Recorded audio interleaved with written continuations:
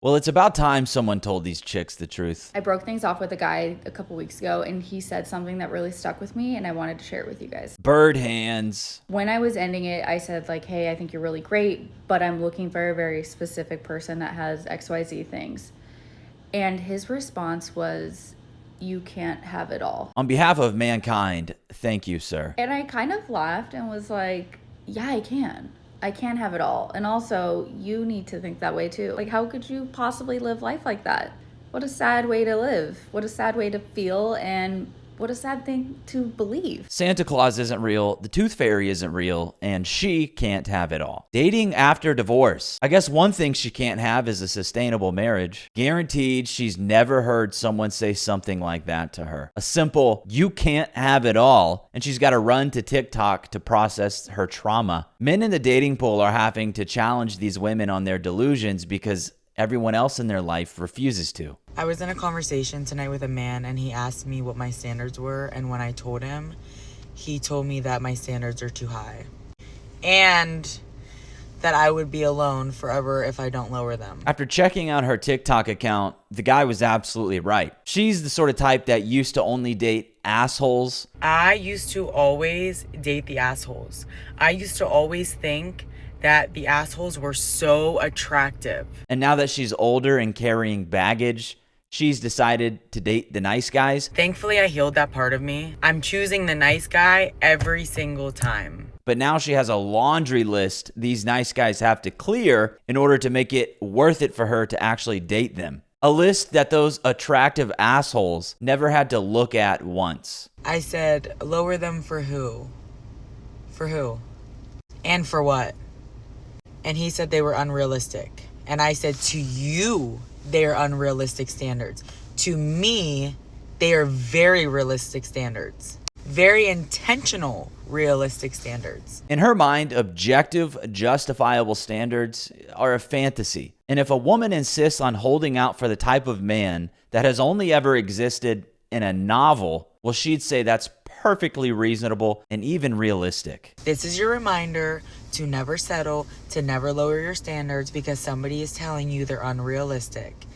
Be unrealistic. Yeah, that's nice. Still single, are you? Spamming that reminder not only keeps women single, but it also convinces married women with kids they're being mistreated and they deserve better, so they end up opting into single motherhood. I need to say these words out loud because I cannot believe they were said to me recently. My ex decided to say to me that being a single mom, I will forever struggle. Being a single mom, it will forever be hard.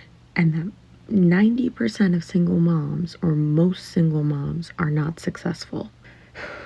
The rage and the fire that was lit inside my body. If only she had that same fire lit inside of her to avoid single motherhood in the first place, then she wouldn't have to hear some tough truths from other people that it's not exactly an ideal situation. We used to shame single motherhood to serve as a deterrent for it. Now, the people still brave enough to say we shouldn't encourage it are the ones getting shamed. It's completely backwards. And you know things are up when even their own sons are trying to talk some sense into them. When your child doesn't approve of the way you dress. Mom, that right there, it's not all the way covered up. I tucked it into the back. I don't like it that way. I like it all the way down. Why do you like it all the way down? Because it's more private. See, and that's not. It's kind of, I can literally kind of see your foot. Yeah, buddy, that's why she's doing it. Funny how even the child knows she's purposely tucking her shirt and hiking the leggings up her ass crack for attention. Embarrassing. It's not scripted and it gets worse. She justified it by saying her husband is secure enough to have her walk out like that. Liberal women are the absolute worst. First, it's not just liberal women who pull the, you're just insecure card. Second, her son is going to experience that same manipulation, especially as he continues to follow the instinct that made him feel something was off about what his mom was wearing. It's clear that in modernity, men will be shamed for having boundaries regardless. So just accept that it's going to happen and enforce them anyway without worrying about how it makes women feel. He doesn't want somebody who has mental health issues and has to take medications for it. Pretty much the one thing that I physically cannot control. Look, hopefully she can figure things out and improve her quality of life, but it's completely reasonable for a man to look at a woman who struggles in that area and choose not to get involved. But of course, he was getting shamed in the comments section. The truth is, men often get disqualified for reasons that are way less serious than a history of mental illness, like showing too much emotion. You cannot say that you want an emotionally available man and then get the ick the moment he shows emotion. This is an observation from what I see inside my matchmaking office. Women tell me that they want two things. They want a man who leads, and they want a man who's emotionally intelligent. When they say lead, they mean lead them to their opened door, lead them to their free dinner, and lead them to an easier life. They don't actually mean wanting to follow a man's authority, which is required to actually lead the relationship in any direction. And since that's the case, they should stop saying they want to be led, because they don't. They don't even have a coherent understanding of what being led entails. Emotional intelligence means emotional expression.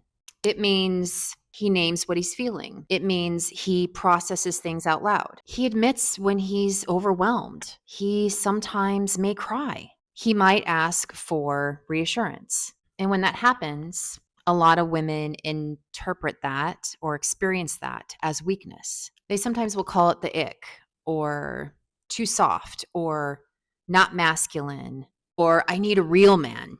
And you can see how now there's a contradiction. Yeah, good luck explaining to your female clients how they're being contradictory and illogical. Every man knows how that goes. There's a reason women and children are often lumped together, and men need to remember that before they find themselves rolling in the mud with women. The truth was spoken to every one of these women. Now, whether they accept it or not is a different story, but don't be swayed by their emotional manipulation or the general attempt to feminize everything, because without masculine order, this whole thing crumbles.